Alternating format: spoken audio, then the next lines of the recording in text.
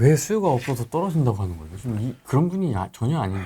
그게 내가 답답한 게 오늘 제가 한국경제신문에 쓴 칼럼이 있어요. 그거 한번 자세히 읽어보시면 정말 좋을 것 같아요. 3년 동안 누적된 수요가 폭발하고 있습니다. 이렇게 제가 썼거든요. 제가 폭발하고 있다 막 이렇게 쓴 건 아닌데 한국경제신문에서 이게 네, 제목은 좀 그렇게 씁니다. 예, 쓰는데 제가 이제 원래 그런 쓰는 스타일은 아닌데요. 네. 예, 어쨌든 씁니다. 그래서 그게 뭐냐 그러면 우리가 19년도에서 21년도까지 거래가 많이 됐잖아요. 서울 아파트 수도권 아파트 거래량이 189만 채가 거래됐어요. 예, 3년 동안. 2022년에서 2024년 동안 거래된 수도권 아파트가 98만 채밖에 안 돼요. 그럼 90만 채 이상이 사고 싶은데 안 산 거예요. 여러분 잘 생각하셔야 돼요. 관망세가 아니에요. 대기 수요. 이렇게 기다리고 있는 거예요. 그래서 토지거래 허가제가 해제되자마자 그죠? 시장에 확 들어와서 한 달 만에 산 거예요. 내가 집을 살 때는 최소 한 3개월 정도는 걸려요. 제가 차를 2년 전에 바꿨는데요. 바꿀 때도 한 3개월은 제가 물어보고 돌아다니고 앉아보고 산 것 같아요. 집을 살 때 한 3개월은 걸려요. 내가 구하러 다니고, 그죠? 그 다음에 좋은 게 나오면 보러 가고, 그 다음 또 어떻게 해야 돼요? 가격 협상 또 해보고, 그죠? 네. 이렇게 해서 사잖아요. 다 한 거예요, 이미. 이미 다 한 거예요. 옆집도 다 보고 한 거예요. 그래서 나오니까 안 보고 그냥 계약금 쏘은 거예요. 그래야지 한 달 만에 살 수 있는 거예요. 집을 한 달 만에 산다는 거는 거의 불가능해요, 우리가. 근데 뭐냐 그러면 대기하고 있는 거예요. 90만 채를 못 사고 대기한 수요들이 지금 나오고 있는 거예요. 3년 동안 공급도 누적이 되는데 공급이 대구가 계속 누적돼 가지고 지금 공급이 별로 없는데도 막 계속 헤매고 있잖아요. 근데 공급도 누적되거든요. 왜냐하면 그 해소가 안 되니까 앞에서 수요도 누적되는 거예요. 계속 누적돼 가지고 지금 90만 채 정도 되는 수요가 수도권에 못 산 수요가 지금 있는 거예요. 이 사람들이 지금 사는 거예요. 그래서 이걸 어떻게 막아요? 통계상으로 다 나오는데요. 예, 못 막아요, 지금. 그래서, 정부에서도 무슨 조치를 하겠지만, 시장을 이기는 정부는 없다. 이거는 우리가 노무현 정부 때부터 문재인 정부 때 계속 여러분들 봐왔던 거기 때문에 큰 문제 없이 계속 오를 거예요, 당분간은. 예. 물론 이제 규제가 아주 심한 게, 난 안 건드리겠다 이러다가 이제 막 할 수도 있겠죠. 하면 안정화됐다가 다시 오르고 떨어지는 거 아니에요. 문재인 정부 때 떨어진 적도 거의 없었어요. 조정하다가 다시 오르고 또 규제 나오면 안정화됐다가 다시 또 오르고 이런 식으로 계속 나는데 규제 효과는 3개월에서 길어도 6개월이에요. 만약 규제가 나오시면 굉장히 좋은 기회라고 생각하셔야 돼요. 살 수 있는, 그죠? 찬스다. 근데 이제 대출 같은 거는 상당히 힘들 거예요. 왜냐하면 연초에 대출이 많이 풀리고, 그죠? 그 다음 연말 되면 대출은 막을 거예요. 그래서 이 흐름이 흐르는데 연말 되면 막는 이유는 너무 많이 사니까 막는 거거든요. 그때 규제가 또 나와 있을 가능성이 크기 때문에 대출이 좀 힘드실 거예요. 지금도 마찬가지예요. 여러분 온라인으로 이렇게 받을 수 있는 대출 같은 거는 광클릭해야지 겨우 받을 수 있을까 말까요. 지금 대출은 정부에서 계속 은행들을 괴롭히기 때문에 월1 기준이 있고 월 기준으로 계속 이렇게 막기 때문에 아마 여러분 창고 가시면 막 줄 서 있고 이럴 거예요, 지금. 그래서 어쨌든 좀 빨리 사시고 연초에 사시는 게 좋아요. 그래서 어쨌든 그 규제가 나오면 3개월, 빠르면 3개월, 길어도 6개월이에요. 그때 되면 규제 효과는 없어져요. 그건 여러분들이 계속 봐왔던 거기 때문에 크게 거기에서 변동돼서 움직이지 않을 거고요. 우리나라 아파트가 지금 말씀드렸듯이 3억씩 하는 게 정상이냐 그러는데 평균적으로 우리나라 아파트가 아니고요. 주택 가격을 평균을 내보면 작년 같은 경우 거의 안 올랐어요. 전국의 주택 가격, 종합주택 가격. 주택으로 보면. 그러니까요. 단독주택, 연립, 아파트 이런 걸 전국으로 다 모으면 0.3%, 0.2% 올랐을 거예요. OECD 국가 중에 제일 낮아요, 우리나라가. 그래서 정상적인 시장이에요. 맨하탄의 아파트가 평당 10억 한다고 20억 한다고 미국 사람들이 이상하게 생각하나요? 아무도 이상하게 생각 안 해요. 그래서 우리나라 이제 좀 언론이나 방송 쪽에서 너무 이제 부각하다 보니까 여러분들이 미친 것처럼 보이는데요. 집값이 비싸서 결혼을 안 한다고 청년들이. 집값이 비싼 게 어디 있어요? 서울에도 연립은 아직 3, 4억 하는 게 수두룩한데 거기 가서 사시면 되죠. 사는 거는 전세 사기하고 아무 상관없어요. 여러분들 사셔가지고 하면 돼요. 제가 삼성중앙역인가 9호선 쪽에도 보면 연립 빌라 한 4억, 5억 원 하면 엄청나게 좋은 거 사실 수 있어요. 그죠? 그리고 사시면 돼요. 근데 안 사시잖아요. 왜 안 살까요? 오빠, 나보고 빌라 살라고? 안 오르는데 안 사니까 그렇죠. 다 투기자면서 뭐. 그러니까 뭐 그게 문제가 저는 문제가 있다고 이야기 드리는 게 아니고 가격은 거의 안 올라요. 우리나라 그 주택 종합주택이라고 하는데요. 종합주택 가격은 거의 안 올라요. 우리나라에. 그러니까 굉장히 안정적인 시장인데 그렇다고 해서 강남이 오르는 걸 이상하게 생각할 필요는 없는 거예요. 왜냐하면 다른 나라도 그런 아파트가 있거든요. 지금 뭐 그 일본은 타워 맨션이라고 해서 그죠 도심에 도심 5구라고 해가지고 뭐 여러분 잘 아시는 신주쿠 뭐 이런 쪽에 있는 아파트들은 계속 올라요. 그래서 일본도 너무 이제 많이 올라서 지금 규제해야 되냐 마느냐 이런 이야기 하고 있거든요. 근데 일본 사람 아무도 관심이 없어요. 그게 대해서. 그냥 생각하는 거예요. 그렇게 보시는 게 맞아요. 예. 이게 지역별 양극화도 있지만 예. 연식별 양극화도 있고 예. 그런 종별 양극화도 좀 심해지는 것 같아요. 예. 빌라와 아파트 간의 이 선호도 차이라든지. 그러니까 그동안 오른 게 이상했던 거예요. 선호하지 않는데 왜 올랐겠어요? 그러니까 다주택자들이 막 사고 그죠. 그게 사실은 좀 문제가 그러니까 많이 풀리고 다주택자들이 막 10채씩 사고 이 시장은 좋은 시장은 아니거든요. 그렇잖아요. 그리고 예전에는 우리가 2021년도에 뭐 10,000건 거래되는 거하고 지금 10,000건 거래되는 거는 완전히 다르다고 보셔야 되는데요. 왜 그러냐 그러면 21년도에 10,000건 거래되는 거는 다주택자들도 많이 움직였고요. 법인 수요가 많았어요. 저 상담하신 분들 법인이 많았어요. 그래 와가지고 뭐 공시가 1억 아파트, 2억 아파트 막 지방 가가지고 막 10채씩 사고 오고 이렇게 하시면 안 됩니다. 저도 막 말리고 이랬는데도 막 그렇게 하셨더래요.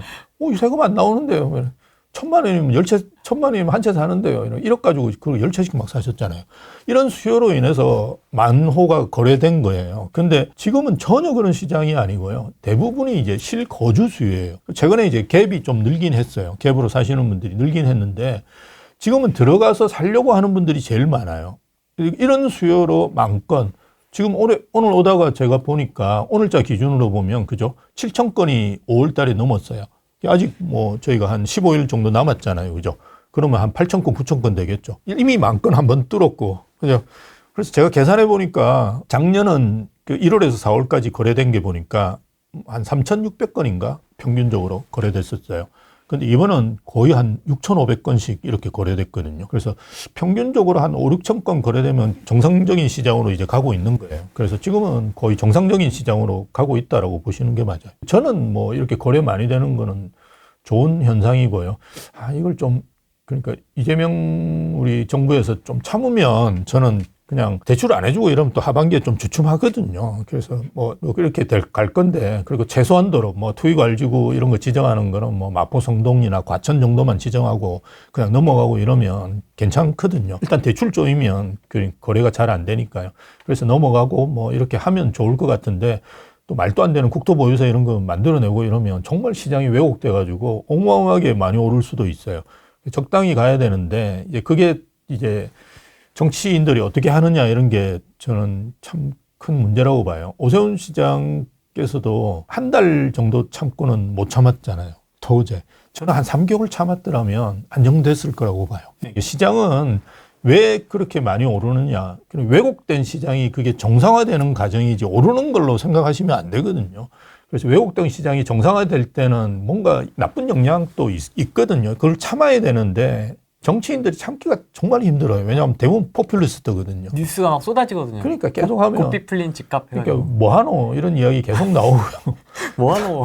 그다음에 또 정부에서도 가만히 안 있거든요. 부총리 이런 사람들이 전화해가지고 뭐 요번에 뭐 그 인터뷰 하셨던데 오세훈 시장이 압력이 많이 들어왔다 이런 이야기를 하더라고요. 그래서 그걸 계속 전화하죠. 전화해가지고 좀 뭔가 하시라 이런 이야기 하는데 그건 더 나쁜 영향을 미치는 정책들을 쓰는 거잖아요. 이제는 동별이 아니라 무슨 그냥 구별로 다 이렇게 지정해버리고 그죠. 그래서 40만 원화 되는 아파트를 다 묶어버리는 이런 일이 벌어지거든요. 그래서 조금만 참으면 되는데요.